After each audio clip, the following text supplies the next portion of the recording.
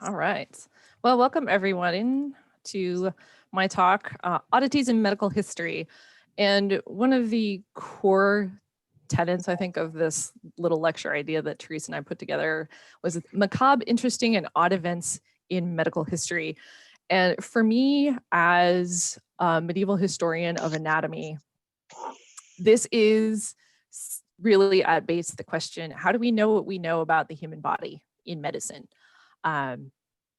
And there are multiple ways that this happens in medicine. Most of us today are like, well, doctors and health professionals know about the body, usually because they have to take A&P, anatomy and physiology.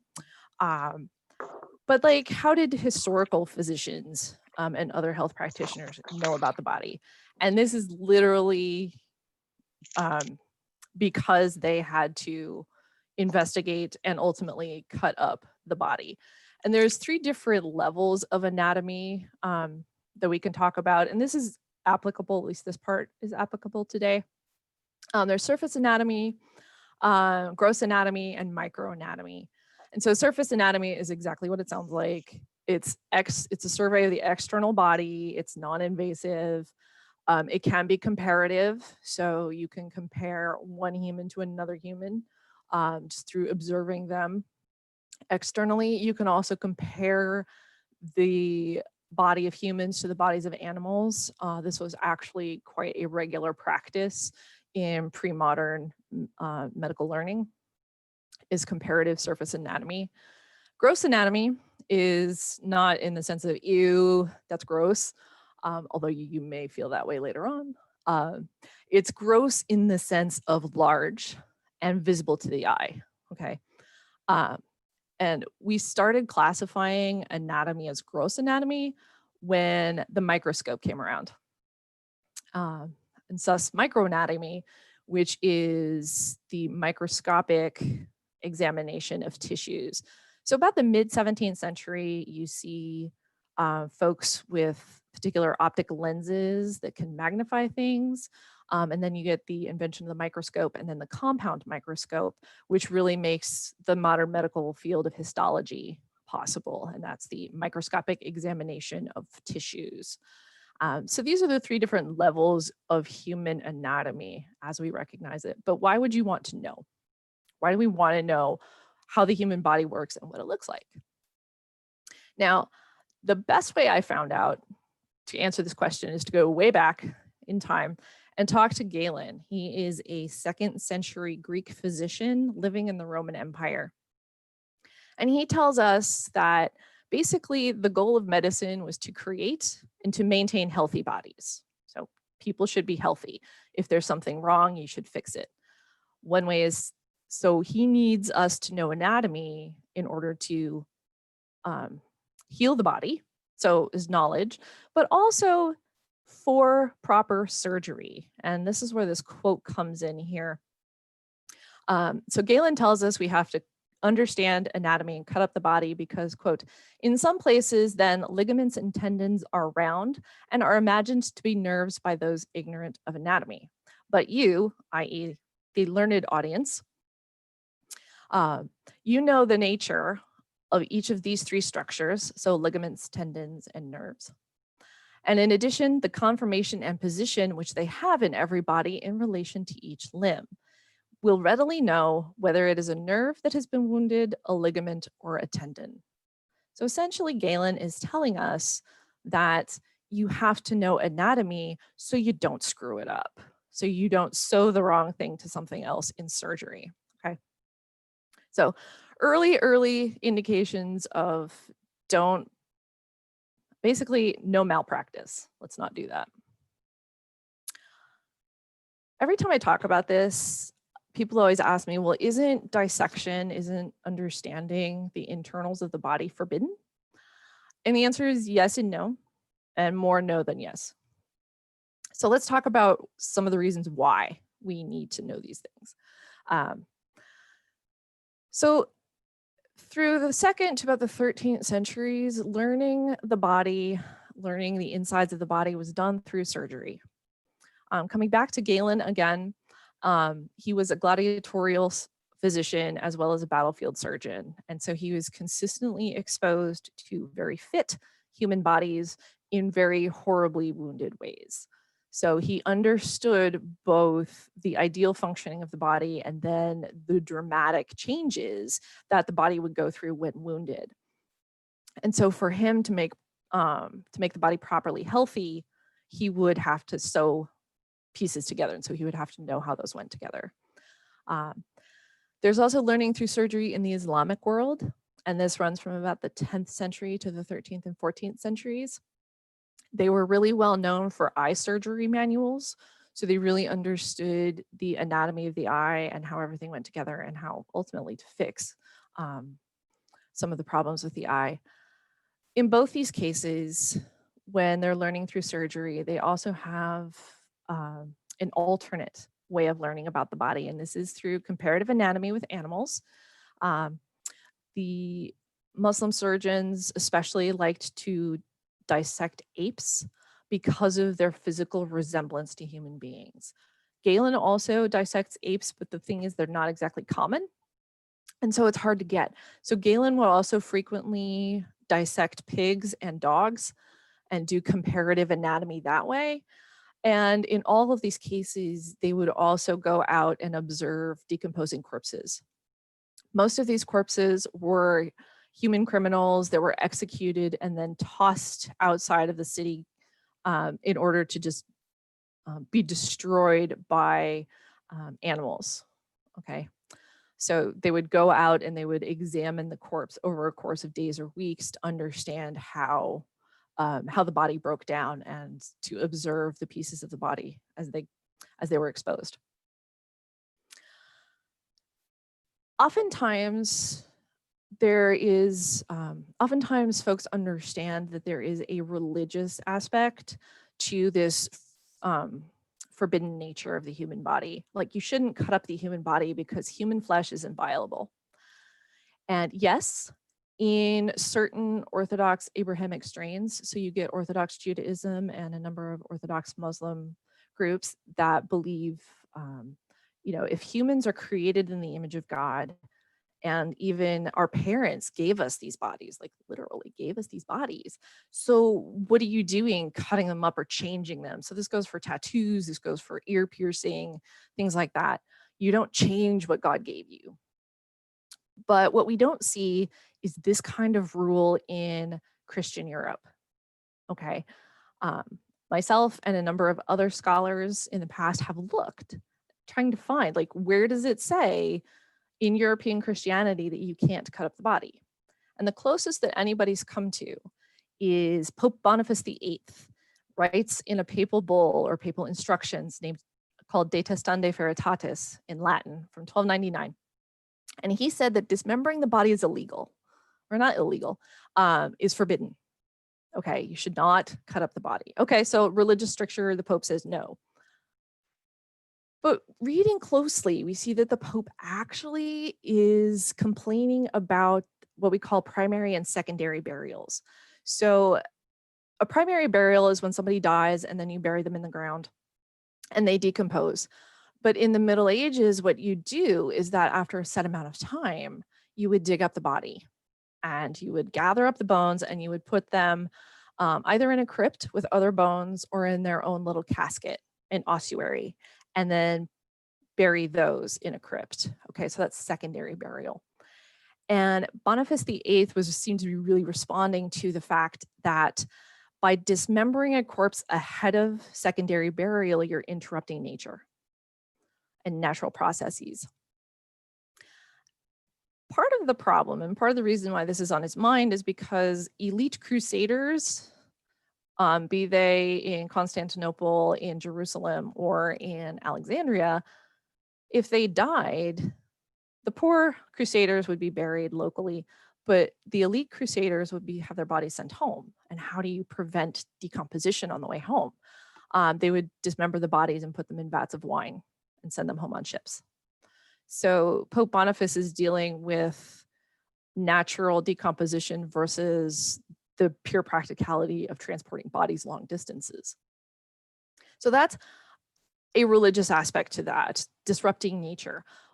But on the subtext of De Testande Veritatis is Boniface VIII was consistently fighting with King Philip the Fair of France. So it's political as well. They were constantly fighting about political difficulties, about the role of the church in a very strong centralized French monarchy. And so that is the context behind De Testande Veritatis. And what Boniface says is like, you shouldn't dismember the body, that's forbidden. P.S. because King Philip the Fair likes to cut up his relatives and bury them all over the place. And we don't like Philip the Fair. That is really kind of the core of this thing. It's part of his fight with Philip the Fair. And honestly, the idea of like burying relatives' body parts in different locations is not unusual either. You see this with European saints across the board and elite, because Philip, in this case, I think it was his daughter, wanted to have her heart because she was basically daddy's little girl. And so he wanted to bury her heart at his country estate. And the rest of her body could go to her husband in various churches that she had arranged to be buried at. So this is as close as we can come to any sort of rule against cutting up the body in the Middle Ages based in religion. Okay, and this is loaded. This is like contextually loaded with politics. So then how do we deal with this? If there doesn't seem to be religious strictures, then why are people apparently not cutting up bodies? And this actually comes down to physicians who are writing in the Middle Ages in the 14th and 15th centuries, and it's a geographical split. So writers in Northern Europe are reflecting on papal influence. So they're reflecting on things like De Testande Veritatis. And they have these questions, you know, well, the Pope says we shouldn't do this. But a lot of this is coming out of the city of Paris, and the University of Paris is primarily known for its theological school. And so the relationships between the theologians and the papacy are very, very deep. And so physicians who are trying to practice anatomy in Paris are kind of constantly running up against these theological discussions about whether or not cutting the body is valid. Whereas in the South, places like Bologna, which also has a university, the founding professors of the medical school at Bologna were Galenists.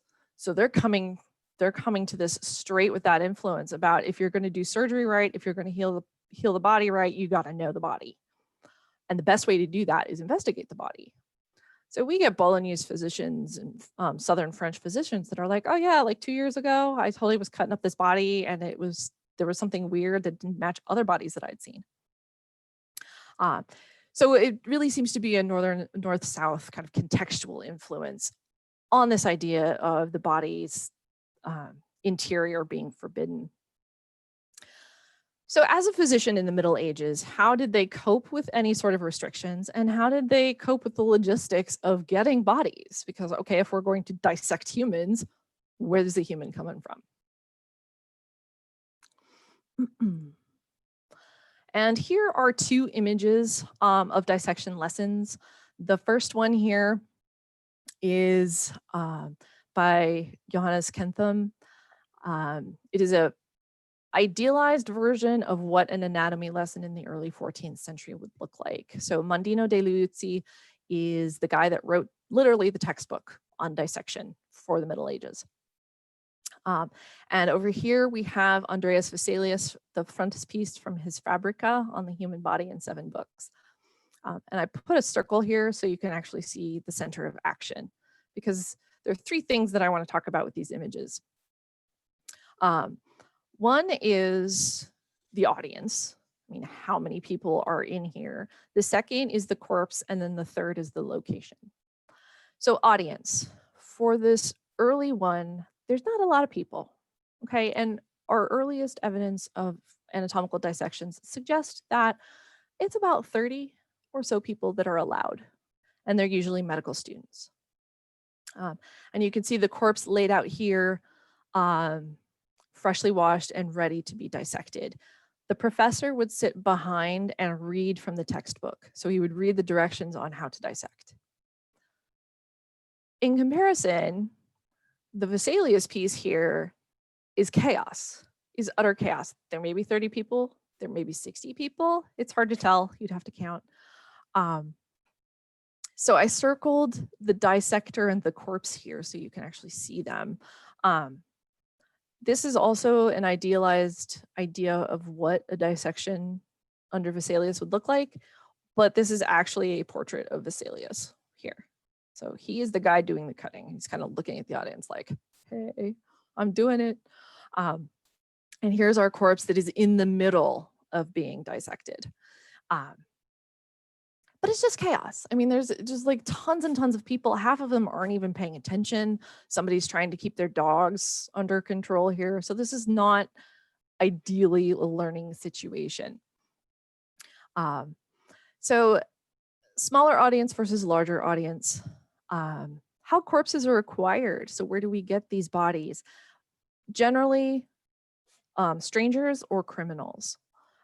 We do have evidence in 1319, so a couple years after our first textbook comes out, in Bologna for medical students, grave rob. A man has been hanged and then buried, and then they go and they dig him up, and they drag his body 3 miles across town to their medical professor, bang on his door. This happens at like in the evening, so like 6 or 7 o'clock, bang on his door and are like, hey, we got a body, do you want to do a dissection? And the prof's like, sure, let's go do this. It's a criminal trial, so the students are brought to trial for this, but they're brought to trial not because of cutting the body, but because they tore up a graveyard to do it. So it's sacrilege, not anything to do with cutting up the body.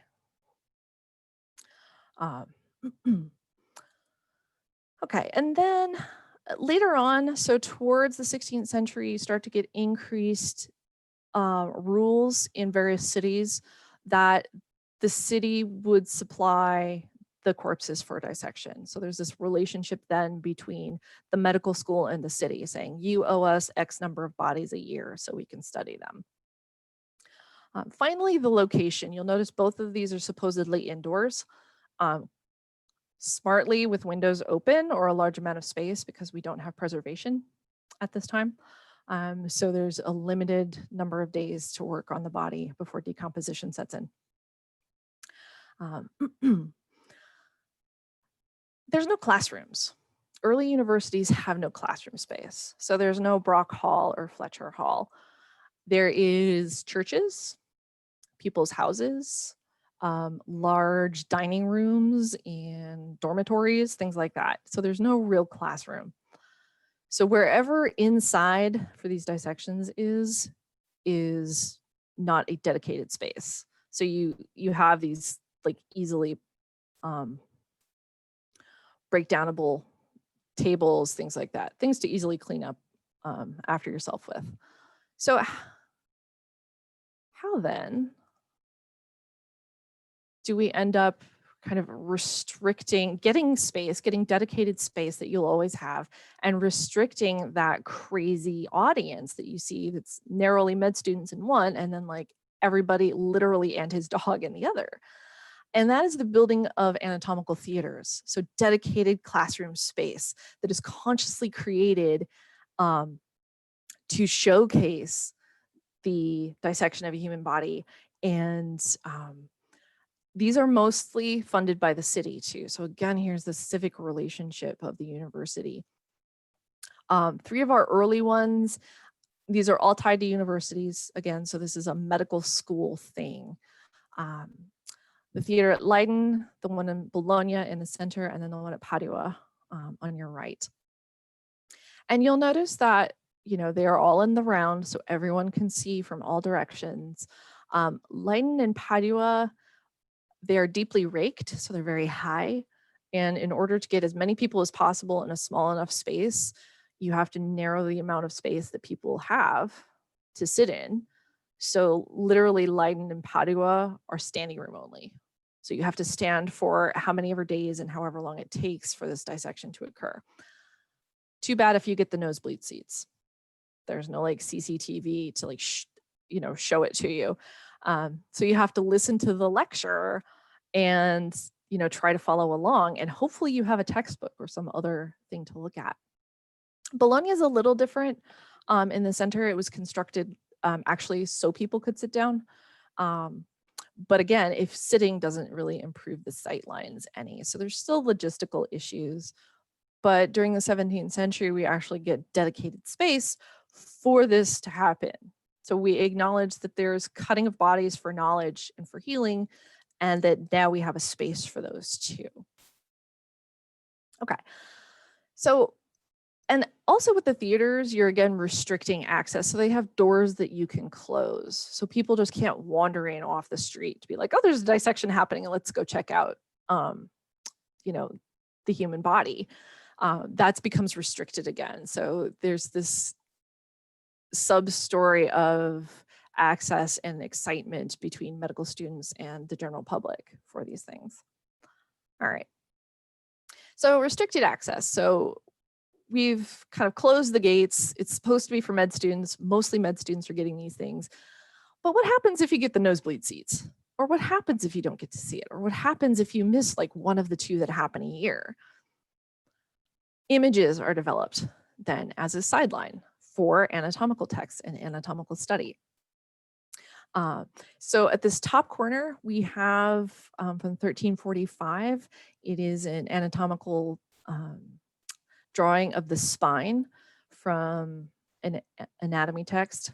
And then down here, we have another image from Vesalius's Fabrica. Now, Guido tells us that in his anatomy text that sometimes dissections are restricted. And he's speaking directly from personal experience because he's an Italian trained in Italy in this kind of open context for dissection, and he moves to Paris. And so now suddenly he's like, I can't dissect and I can't show you these things. So here I have like 17 diagrams that will show you the basics of what I'm describing verbally, and they're permanent so you can go back and look at them and refresh your memory as you go. Vesalius, on the other hand, was strictly, these are for study. So if you get the nosebleed seats and you can't see, maybe you have a sheet of these drawings and can refer back to them as we go. So alternates exist to the actual physical dissection because, again, I can't stress enough, there's not a whole lot of bodies to go around, okay? Another study tool that we see, anatomical waxes. And all of these images for the next few slides are from Bologna. They're from the Museo di Palazzo Poggi, which is actually within the med school at the university, unless otherwise indicated. So these may look gross and horrific, but to us, because we're not used to seeing these, this obsession with body parts seems unusual to us because that, again, is a restricted knowledge.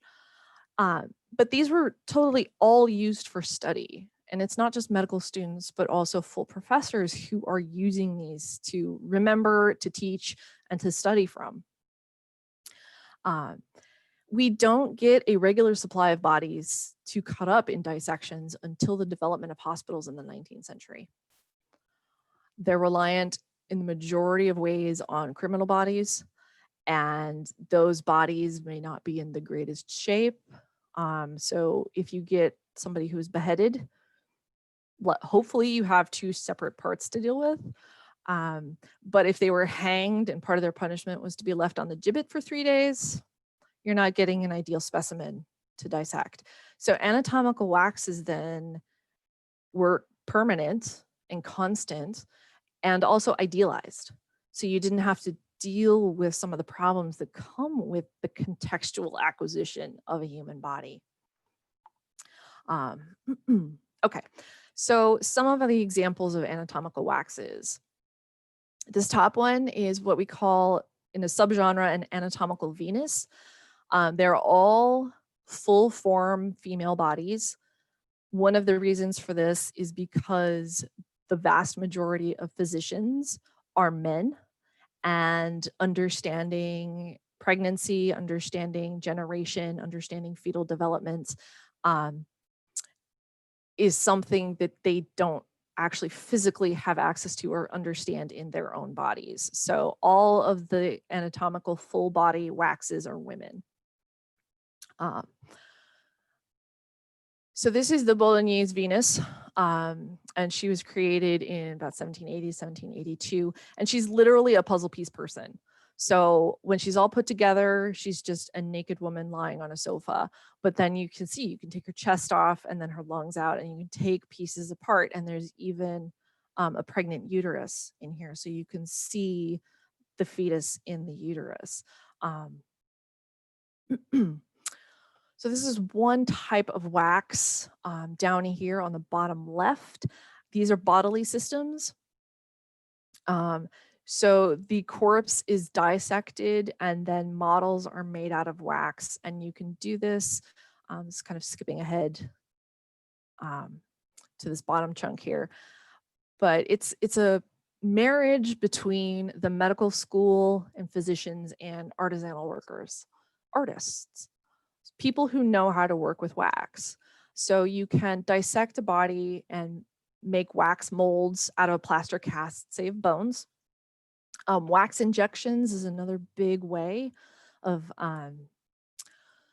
attaining this kind of level of detail in this bottom one. So we have digestive system, we have some muscles you can see here. You can also see the circulatory system done in colored wax. So arteries and veins, red and blue. And literally they would inject liquid wax into veins and arteries, and then the flesh would be slowly removed over time, just leaving the wax from that model. In this third picture, these again are wax models that were made and then sliced thinly. So you can see the progression of bones, arteries, nerves, all of those things. One of the benefits of wax models is color. Especially in modern medical schools, the cadavers that they're getting are preserved. And so they're all kind of this uniform tan color. So there's no differentiation. There's no smell. There's no, unless you know what a vein and a nerve and a tendon look like Galen says, there's no differentiation between those. So the benefit of wax is the addition of color as well. Okay, and most of these, they start in the 16th century and they go all the way through the 19th century, and they get more and more elaborate, especially the anatomical Venuses, as we move into the 19th century. Again, this is just one more tool to study from because it's permanent and it's kind of ideal. Again, it's not a criminal corpse that's been out for several days. Okay. Moving a little bit farther outward, this is still in the idea of study materials. So physicians and their students are still using these, but their curiosities in this is something that we don't get every day. And you see physicians are like, I saw this thing, I've never seen it before. It's a total variation. And they get excited about this. But wax preservation and such allow them to save it. Okay, to save it to study from, to save it to show people. So it becomes a way, not just of studying, but collecting. Okay, so we're kind of moving in a different direction here. Most of these three examples are from the 18th and 19th century, again from Bologna. So this first one, the interesophageal sword. This is a sword swallower's gullet. And the thing about swallowing swords that you want to be very careful about is the esophagus is central, but the aorta runs right alongside the esophagus. And there's a number of branches that both reach to the esophagus and out to the lungs. So it's a blood infused area.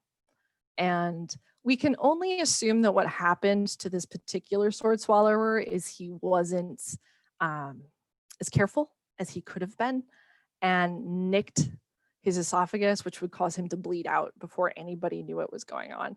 So be careful or use a dull sword.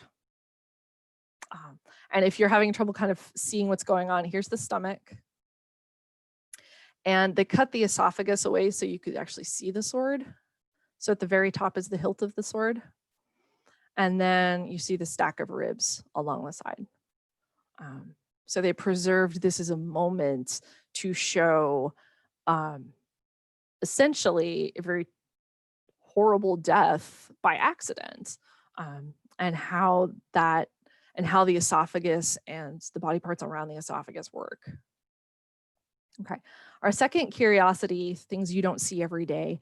This is a skeleton of somebody with von Recklinghausen syndrome. And von Recklinghausen's is a genetic disorder, and it's usually characterized by the growth of benign tumors on nerves. So one of the side effects of this is that it can affect the skin, and it can also cause skeletal deformities. And that is what you see here with this person. Their femurs and their leg bones have literally bent under the weight of the body. And so this person, I actually believe this person donated themselves to the medical school at Bologna upon their death. Then finally, you see more of these in the bottom image than you do in all sorts of museums. These are unusual, but more frequent, unfortunately. And these are hydrocephalic fetuses. And hydrocephaly is water on the brain, basically. The brain fills with fluid. And while that causes terrible pressure in adults and toddlers, infants and fetuses, their skulls are not solid yet. They're mostly cartilaginous. And so it causes the brain to expand, and it causes the skull to expand. And that's why you get these top heavy skeletons of fetuses and just born children with hydrocephaly. It's easily handleable in modern medicine, just not so much in the 18th and 19th centuries. The final sort of curiosity I wanted to talk about is crania cabinets, and there's no pictures of it because just imagine a very large cabinet filled with human skulls, literally cheek by jowl. The purpose of these, again, is not to be morbid in any way, but to set up a massive experiment in many ways. So an example of this is in the Mutter Museum in Philadelphia. If we ever get to travel again and anybody finds themselves there, you should head over to the College of Physicians and you can see their cabinet. They got the collection from an Austrian physician named Joseph Hertel, and it's just a wall filled with skulls. And the point of his research was to collect a ton of skulls because he was against phrenology. And phrenology is the study of intelligence and personality based on bumps in the skull. And he was interested in debunking this theory. So he wanted to debunk that theory, and then the idea that racial intelligence or racial differences caused anatomical differences. His point was that with a broad variety of skulls from across Europe, there's no way to determine just from the bones how smart somebody is, how homicidal somebody is, or what race they are. Okay. And these collections, taken further step by some physicians, become what we know as curiosity cabinets. In German, this is Wunderkammer, which is a wonder cabinet, or a wonder room, rather, wonder chamber. And some of these physicians had rooms filled with them. It starts in the late 16th century, but really hits its stride again in the 18th and 19th century. These are collections of extraordinary objects, and it could be biological, so fish, birds, feathers, parts of plants, beside, a hydrocephalic fetus and taxidermied birds. Okay, so it's just this wide collection of things relating to nature and biology, kind of in the sense of Aristotle's natural philosophy. Okay, so people that were interested in these things.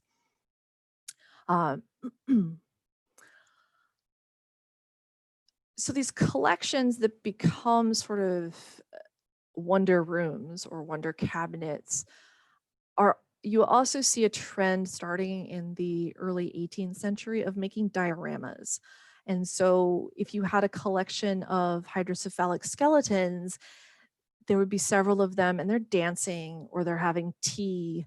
And so you get these little dioramas set up of like everyday situations that either skeletons or birds or taxidermy cats, things like that, are put into.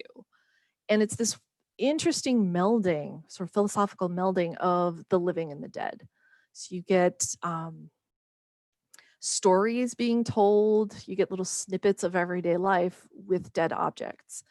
And it becomes a way to permanently remember death. So a memento mori, as it's known in Latin, remembrance of death.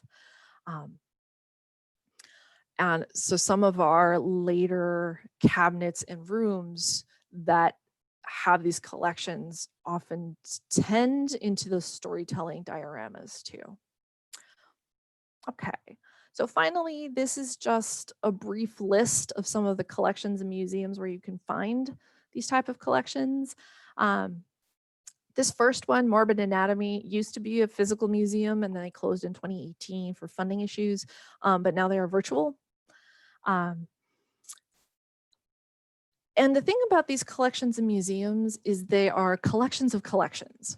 And so in the 20th century, folks began acquiring smaller collections like Hurdle's skulls and putting them together in a larger recognition of both the history of medicine and of medical learning. So these actually are also all places I've been. And if you're interested, you can just Google anatomy museums. Basically, any major city in Europe that had a university is going to have something like this. So they're kind of everywhere right now. So that is my talk, and I'm happy to take questions now, if anybody has any. Yeah, feel free to, feel free to unmute yourself and ask questions, or if you want to put them in the chat. Yeah. Or is there anything you were hoping to hear that you have questions about that we didn't talk about? There's so much I left out.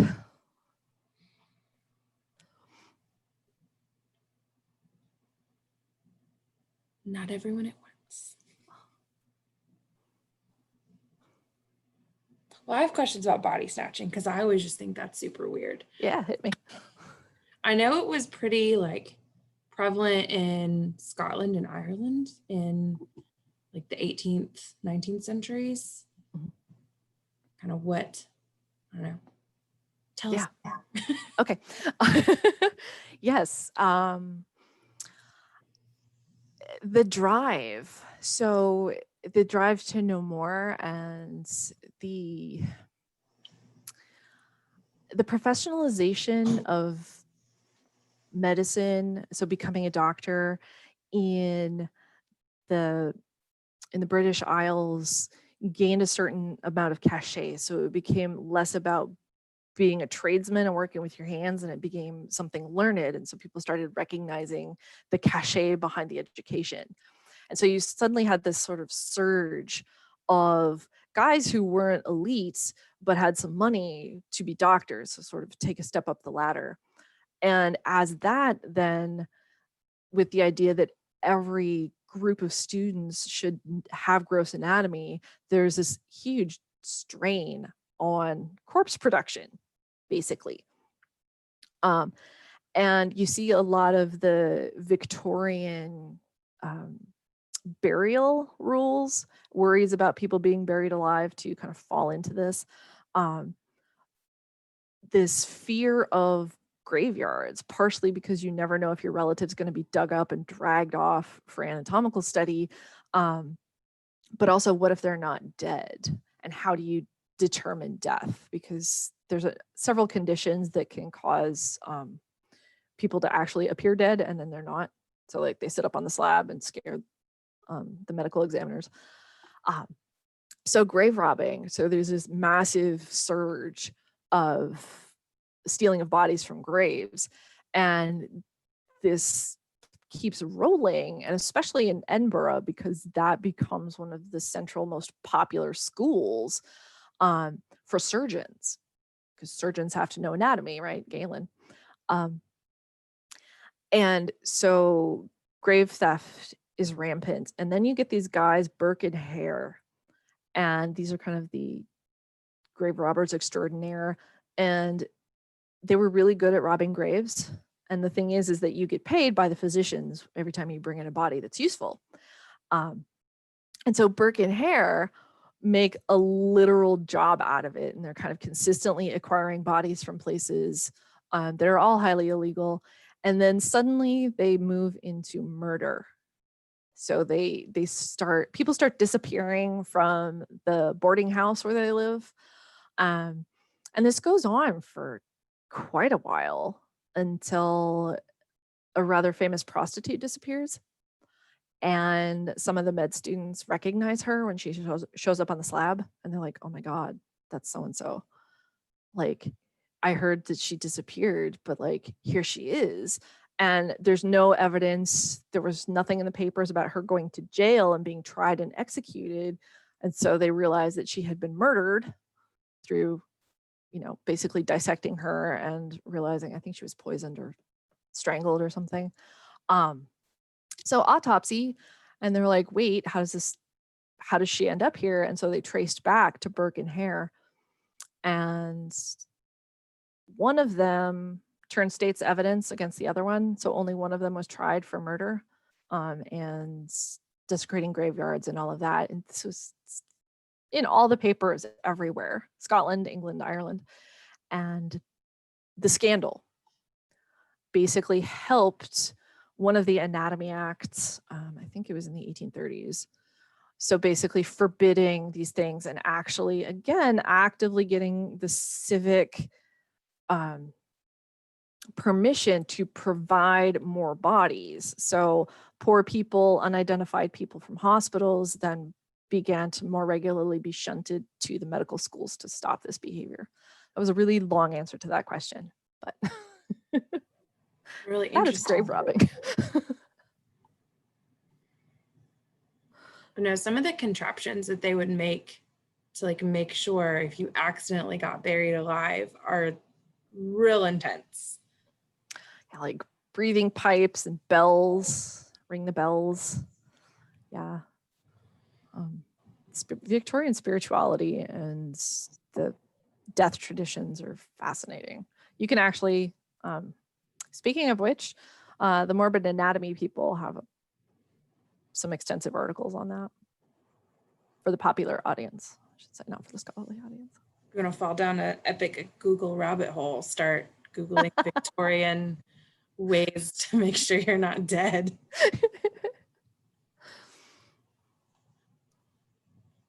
Any other questions? I had a question. I was just wondering, so I can understand why the scientific community would want to have like a hydrocephalic fetus skeleton. I mean, it makes sense for science people to want that. I feel like once you start having water brain baby tea parties, that kind of leaves the scientific realm and goes into like, is that supposed to be art? Is it supposed to be, do you want to see something weird? Yeah. From what I can tell, there wasn't that much pushback on that.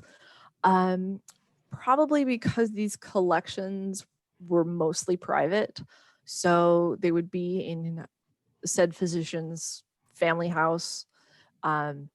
There's evidence one of the earliest guys to sort of put these tea parties together, his daughter actually helped dress them, to dress some of the animals. So access seemed to be restricted to these, and it's only in sort of the 20th century as the collections are sold and moved into the public eye that you see these things. And again, I think it's changing views of death, and not being a Victorian scholar or this far into the early modern period. I can't speak directly to that, but I think there are evolving theories and ideas and philosophies about death itself and what's left behind that are changing as well. I did not realize they were clothed.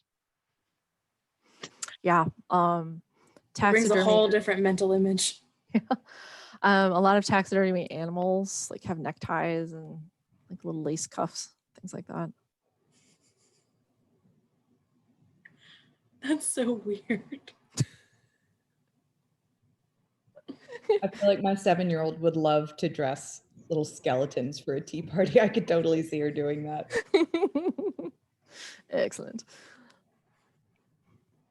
I just see them in like the little dolly dresses. That's all like lacy and it's an image that's gonna stay with me for a while. There's your Google rabbit hole, my friend. Oh man.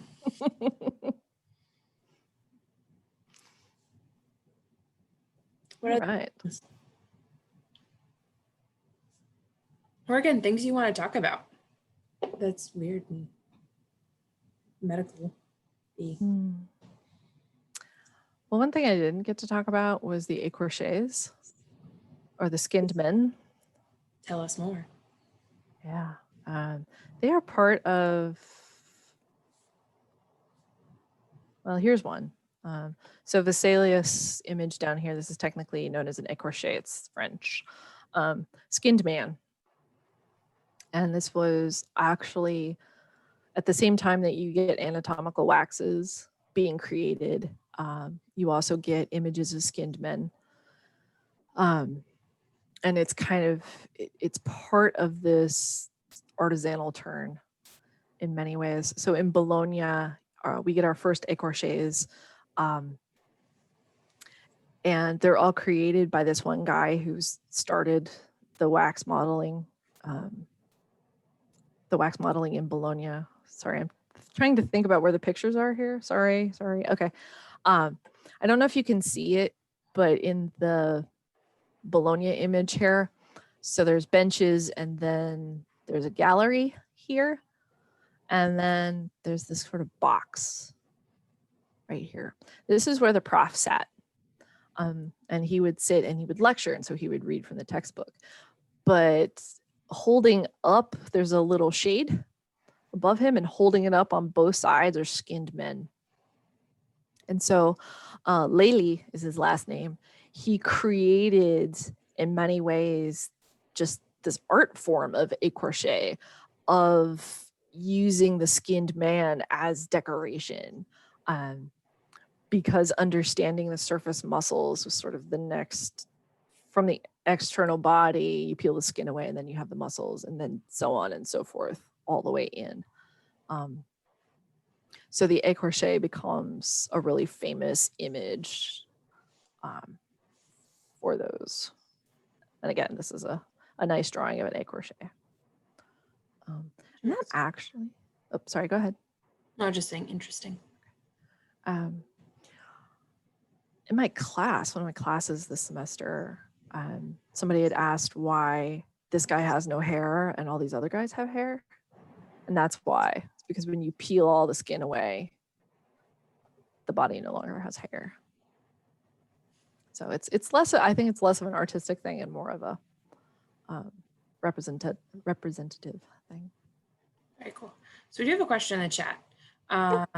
Tessa wants to know, she saw something online and it was talking about how there are not as many mummies because Europeans ate them. And so did they study mummies as well, or?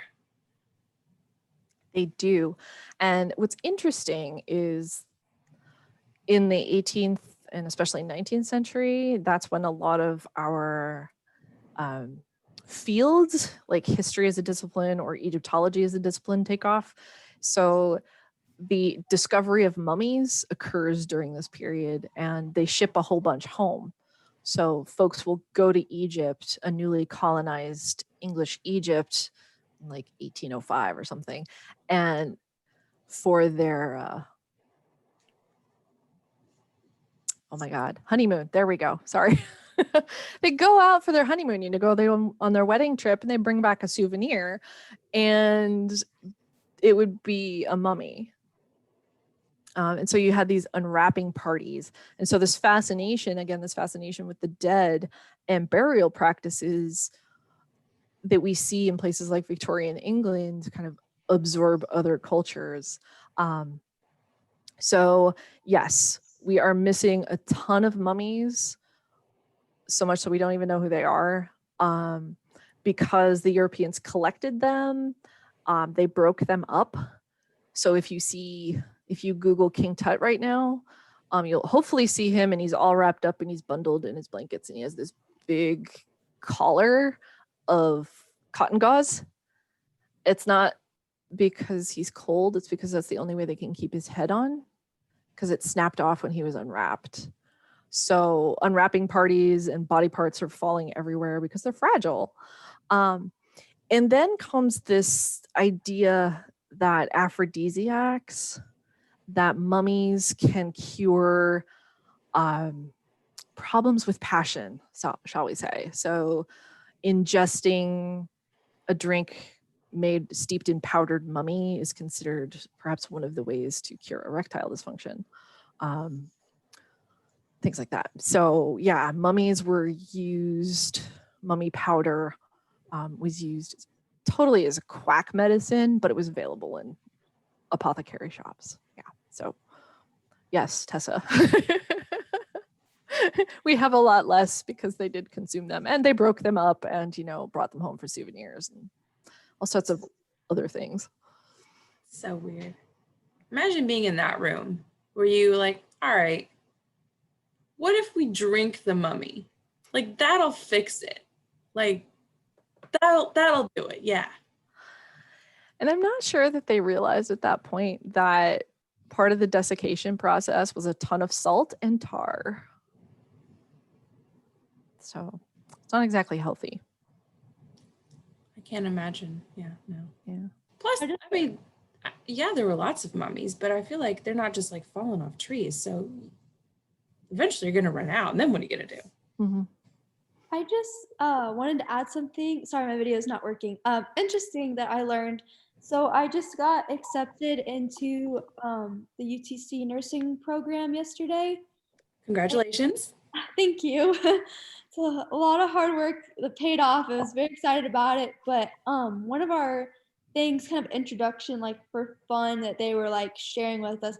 Thank you, Alex. I see your congrats. Thank you so much.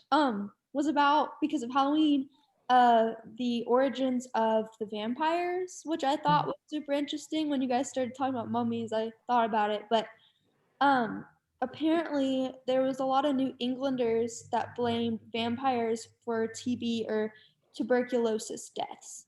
Thank you, Tessa, too. You're so sweet. But it was very interesting because a lot of the things that happened with people who had tuberculosis and the spread of it, they thought it was by vampires. And so it was really crazy to see how just the way that certain diseases manifested, they would like dig them up, like you said, from the crypts or something. And people who are suspected of being vampires, they would literally, like you were talking about the primary and secondary burial, like they would dig them up and then like stab them with a stake, and then they would rearrange the bones in a skull and crossbone formation. Mm-hmm. And they thought that was so the vampire couldn't come back.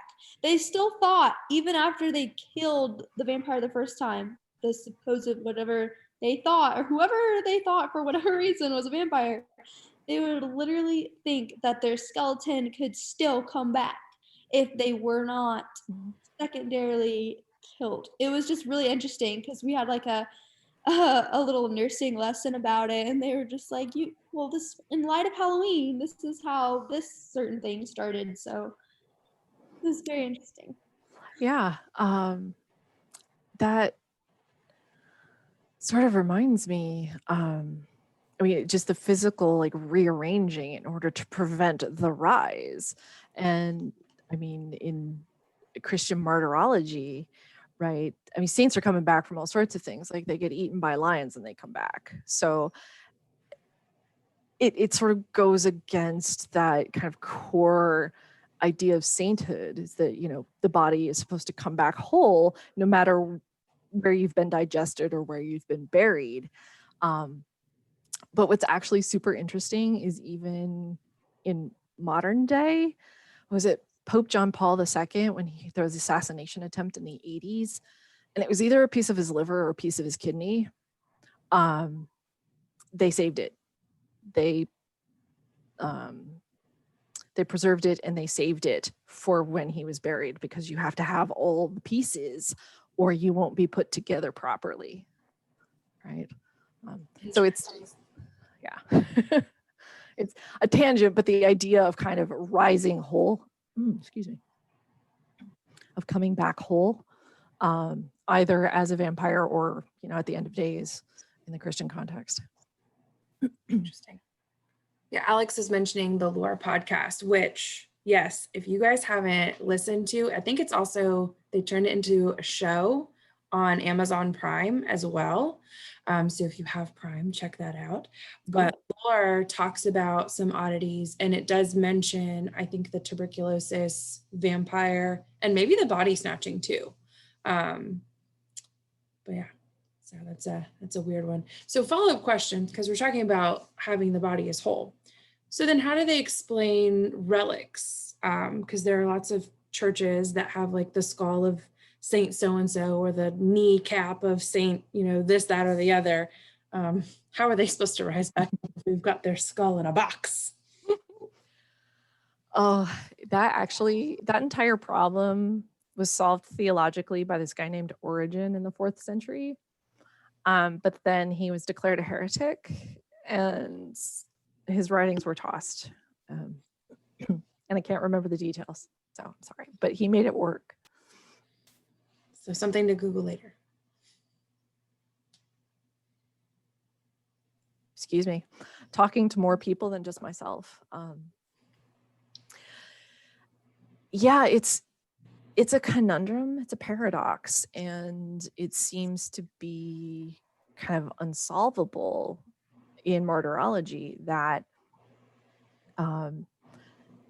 you're spread out all over, and because sorry, I have to think about this for a second to remember how this works. Because you are brought back at judgments. So technically, no matter where you are or no matter how many pieces you're in, you should be brought back. But that desire to be brought back in the kind of most core form that you were, the soul is not supposed to be the image of the body, but there's a lot of slippage again, because how do you imagine the soul except as like a little person? And so that sort of internal desire to be brought back, and again, this is like New Testament, not New Testament, this is patristics, this is early Christianity, pre-10th century, shall we say. So the desire to be brought back whole extends itself to your physical body. And that is probably the subtext for those ideas of dissection and cutting the body being forbidden. Yeah, saints do it, but saints are special, right? Philip the Fair, who like took his daughter's heart, was like, whatever, saints come back, we all come back, my daughter will come back, but like she's my daughter, so I get her heart and her husband can deal with the rest of it. But that was Philip the Fair. So he was a remarkably opinionated and strong king of France at the time. Interesting. I have no idea if that answered your question. It helps. It gives you something to research. Yeah. It's been a really long time since I worked on martyrology. I just remember on my study abroad, I turned a corner in a cathedral and there was this skull in a box with all kinds of like mesh and jewels all over it. And I was like, that's St. there. Catherine? It was outside Budapest. Okay. I say it was Stephen, one of the former kings. Nice. Hungary. Yeah. And I mean, a part of the division of the saint is so like everybody benefits from the holy aura, as you will. From what we can tell for King Philip, it was in part remembrance, of his daughter, but also part that he, he could still have her in his life, like, literally. It's a weird way, but whatever works for you. But so there's a comment about another podcast, if you're interested in stranger parts of medicine, is Sawbones. Covers strange medicine throughout history. So Halloween is in a few days. Yes, it is. Get free candy, so sit at home in your snuggie and listen to Sawbones. I was just wondering, you were talking about the skinned men and stuff. In one of the readings I just did, I think in your Renaissance class, they were talking about how some physicians would make like vests out of human skin. And I was just wondering what other people in the day thought. Were they like, oh, sick vest, man. I love the tattoo on there. Or was it like, what are they doing? Probably sick vest, man, because honestly, leather's leather. Yeah, and unless there is a tattoo on it, kind of a la Silence of the Lambs, there's no real indication that it was once human as opposed to a cow. You do see books bound in human skin as well, and they're not like special Necronomicon level books, but of various topics. So it's not just magic; it's like other things too. Yeah. I feel like there should be a warning label on that. This book is made of skin. Yes, not the kind you think. Mhm. Yeah, I mean, and if it sounds weird and confusing and kind of counterintuitive, it is. There was no kind of set view of how we treat bodies, what we do with the bodies. I mean, Vesalius, for his own personal study, kept a box of bones under his bed. It's just one of the skeletons, one of the people he dissected, he cleaned up their bones and just carried them with him wherever he goes. Shoebox. Equivalent.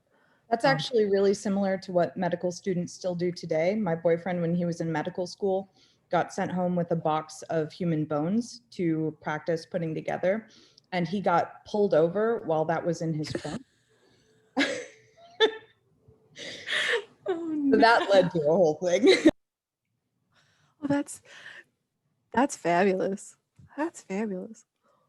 I do know, like, I've had friends who massage therapists and PAs will also grab the nearest human being and draw the muscle groups on them.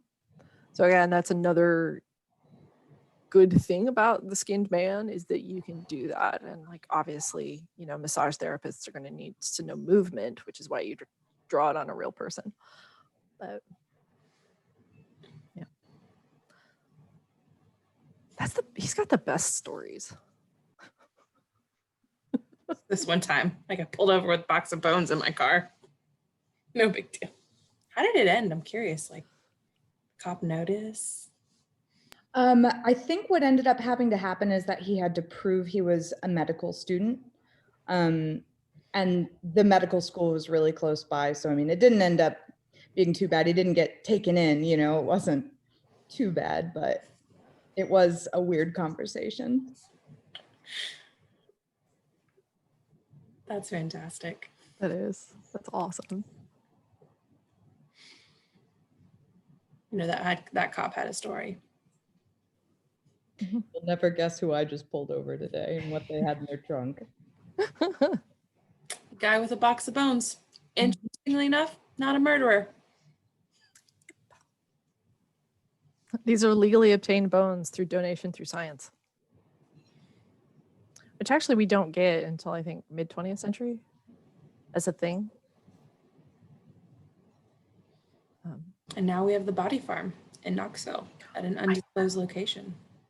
Yes.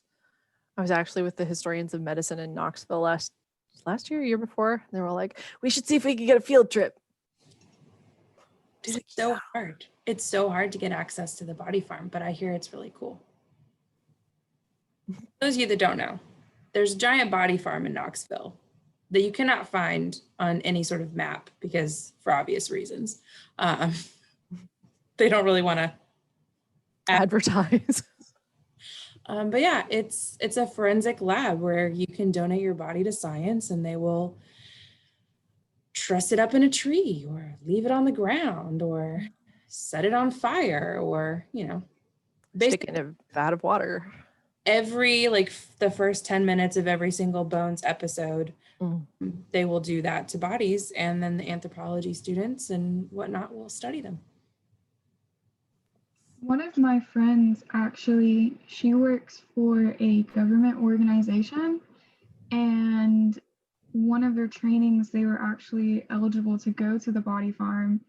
And I just remember her talking about like going into the bathroom and just sitting in there because like the smells were just so overwhelming for her. But she said it was like one of the coolest things she got to go and do was go to the body farm.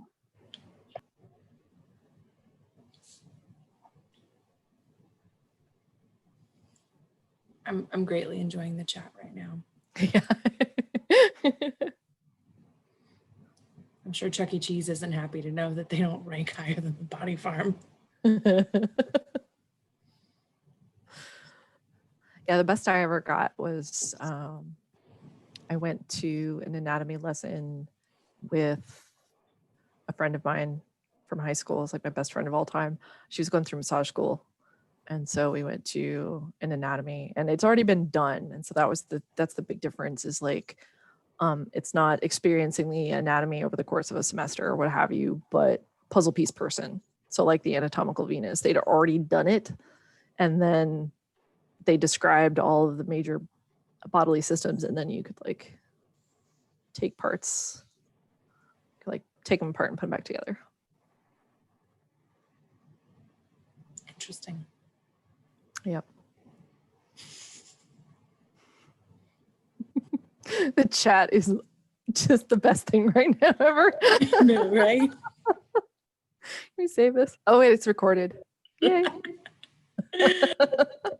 I don't know if it records the chat. So for those of you watching later, the body farm is better than Chuck E. Cheese, but you can combine Chuck E. Cheese and the body farm, which makes it amazing. And then apparently 1,000 tickets will get you a partially decomposed liver. And you could play Whack-A-Skull. I love it. Now there's a history department pre-health combined event. Yeah. Excellent. That is fantastic. Other questions, other thoughts? Yeah. Other assignments of how many tickets equal a body part? Are we just sharing morbid stories? Is that the goal, or? We can. Oh, Go for it. Just remember this is recorded, forever immortalized on YouTube. so I'm a prosthetist, and I was always told to check the other shoe, always, even with diabetic people. So I was attending to a prosthesis, and I took the shoe off of the other side, and I looked inside the shoe, and I thought, how did golden raisins get into the shoe? But they weren't golden raisins. They were toe tips. It's because the neuropathy, they don't have any feeling. And so her gangrenous foot had chopped her toes, but she didn't know. Sweetest old lady, but yeah, I had to have a moment. So anyway, there you go. Wow. Check the other shoe. It's a life lesson. Always check the other shoe. But yeah, they just are unaware because one golden raisin had a toenail remnant.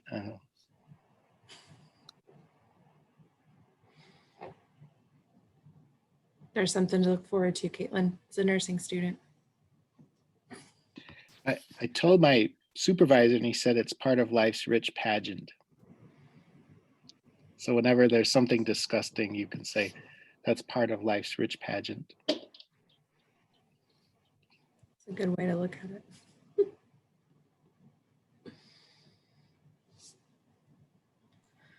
It fits.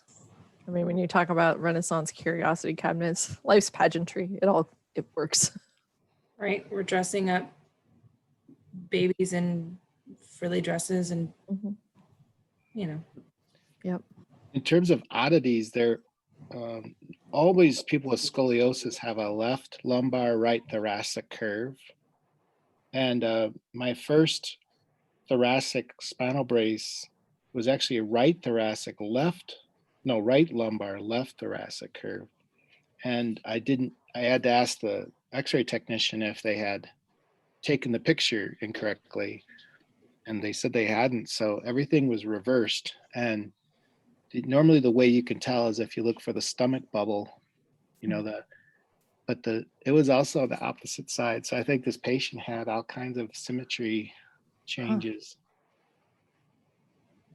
So that was an oddity. Yeah. I mean, you do get our anatomists talking about those kind of oddities. The terminology they use is unfortunate. They call them freaks and monsters. So yeah, they're like, 2 years ago, I was dissecting a freak whose brachial plexus, which is the nerve bundle right under your shoulder, was abnormal. And so there's no sort of ethical awareness that that's, not a great term, but there is the ideal kind of normal body, and then everything that is not is abnormal or freakish or monstrous. But yeah, that's kind of the force behind these curiosities and things like that, is what you expect to see and then when you don't.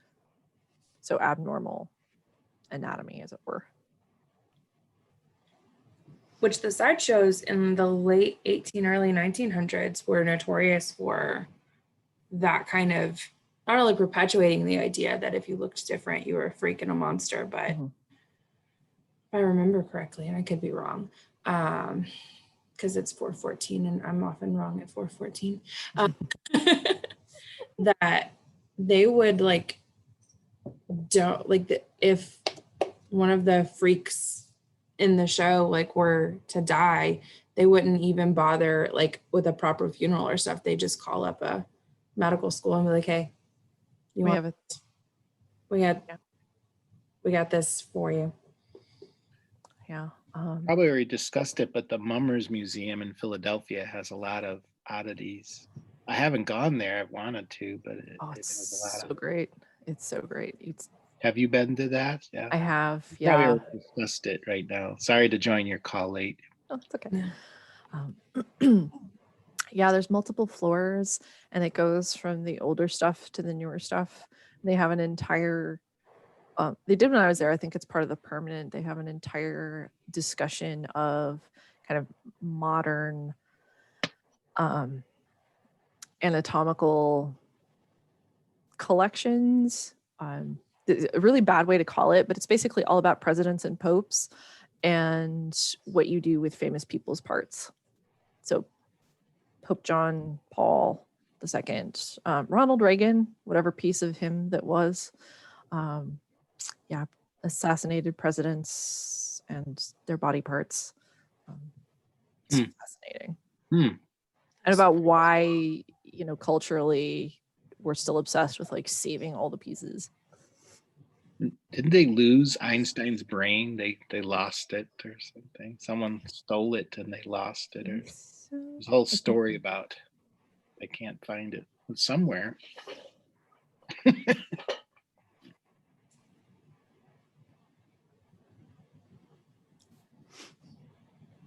Yeah, I too have lost days of my life to the Penn Museum. I was actually lucky, and then they were shutting down for a remodel. So I only had a couple days as opposed to my entire life. You get lost. Maybe one day when we can travel again. I just have a laundry list of places. Yeah. Well, cool. Any final thoughts or questions or things we want to share? I mean, we're happy to go till 5, but we obviously don't want to just, stare at each other awkwardly for some odd minutes.